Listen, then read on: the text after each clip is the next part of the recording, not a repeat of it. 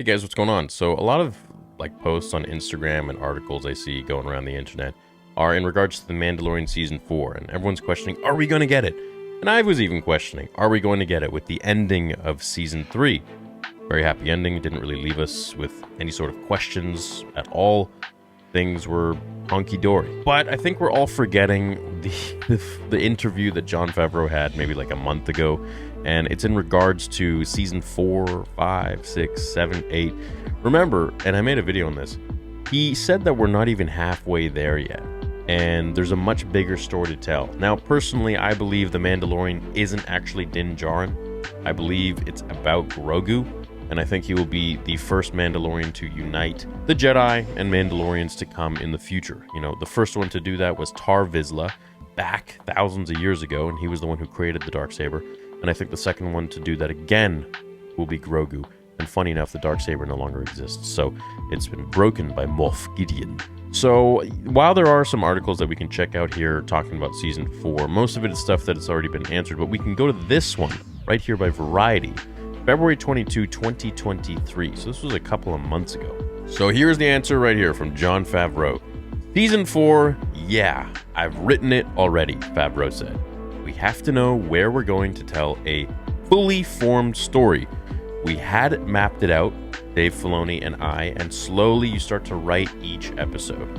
I was writing it during post-production. All of it has to feel like a continuation and one full story. So season 4 is already happening. It's a go. And a lot of people are speculating that it will be released 2024, so next year, or sometime in 2025. Personally, I hope it's going to be 2024. I don't want to wait another 2 years for The Mandalorian Season 4 to come out.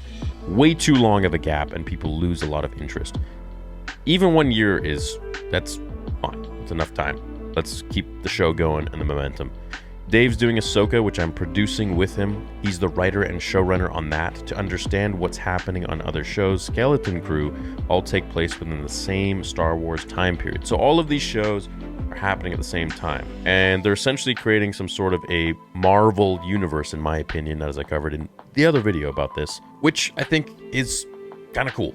There's a lot more things that we've got to keep in mind, and also stuff that we've built up to from previous seasons of The Mandalorian as well. Rosario Dawson plays live-action Ahsoka, who debuted in the previous season of Mandalorian. The character is now getting her own series, which will be set in the same time frame as The Mandalorian, as well as the Jude Law starring series The Skeleton Crew, who basically is a Jedi that's accompanying a bunch of kids and is supposed to be like the Goonies throughout the galaxy.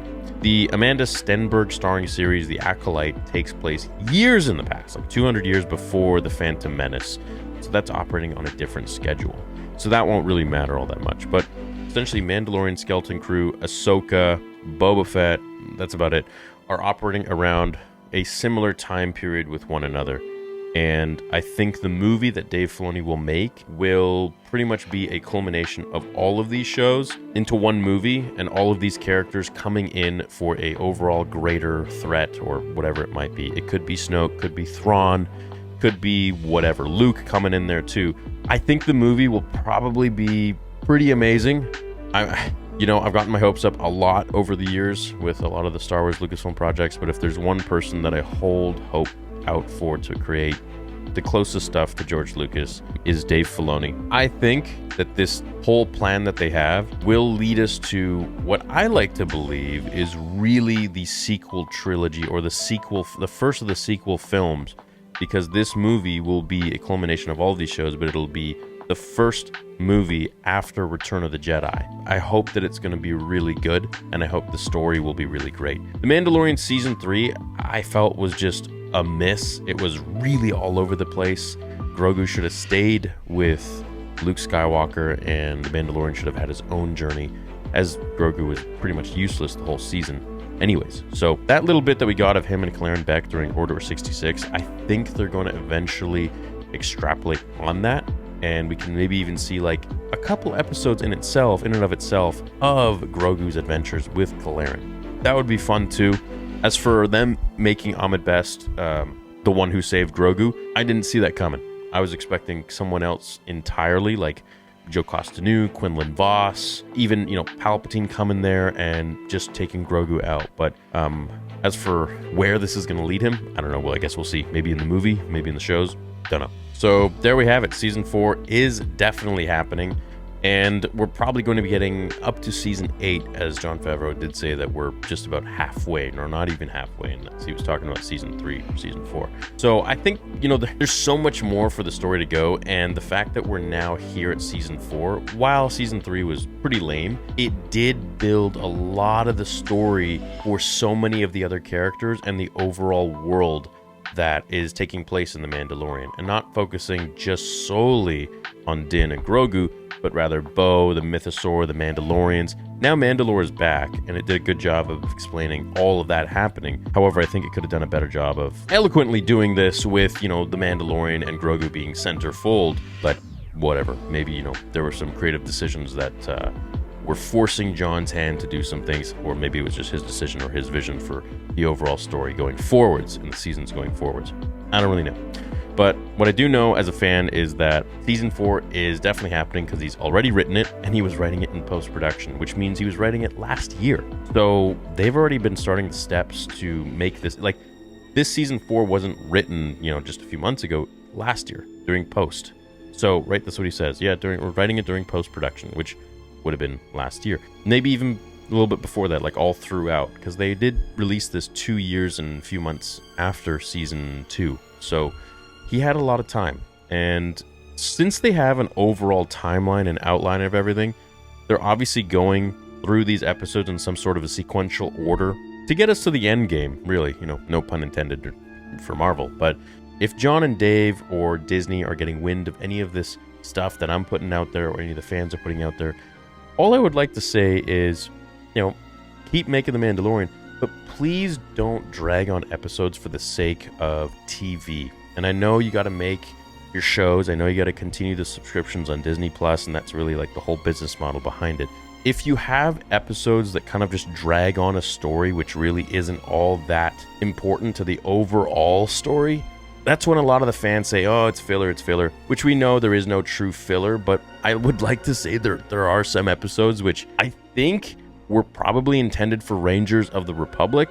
And once Gina wrongfully got fired, I think they had to interject some of the episodes into The Mandalorian or something like that, because it just didn't feel like it flowed as well as Season 1 and Season 2 at all. I mean, you go back and watch Season 1 and Season 2, you will see a vast difference between the overall storytelling, the pacing, and everything else with the show compared to Season 3, which was just kind of a mishmash of everything. A lot of sidestepping, a lot of random side missions that didn't really need to be there, except for the Frog Lady mission, which in itself was kind of cool because it built the trust of Grogu and Mando still at that point. But we've already done that. So I think going forwards, we probably won't get anything Mandalorian news-wise until Ahsoka comes out. Once Ahsoka comes out, I could see them then dropping information about Mando, because it's kind of working like a tier system. You got to get Mando to get Ahsoka, and then from Ahsoka, we can get some other show, like Skeleton Crew.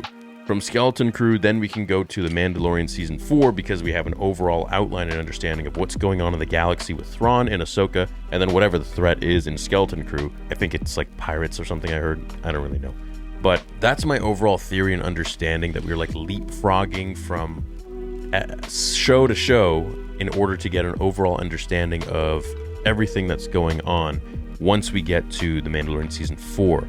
Then from there, I think we'll probably get Season 2 of Ahsoka, and then we'll go maybe Season 2 of Skeleton Crew, and it'll kind of be this sort of season after season of each different show in succession, and then we get The Mandalorian after that to kind of push us along without The Mandalorian show. And then there's a time jump once we land on each Mandalorian season, which then further progresses the characters and the shows even more. So that's what I think could happen. And we could always get Book of Boba Fett Season 2, which I would really want to see, because I did like the first 2 episodes and, a few of the end ones, but his overall character in the show didn't feel right.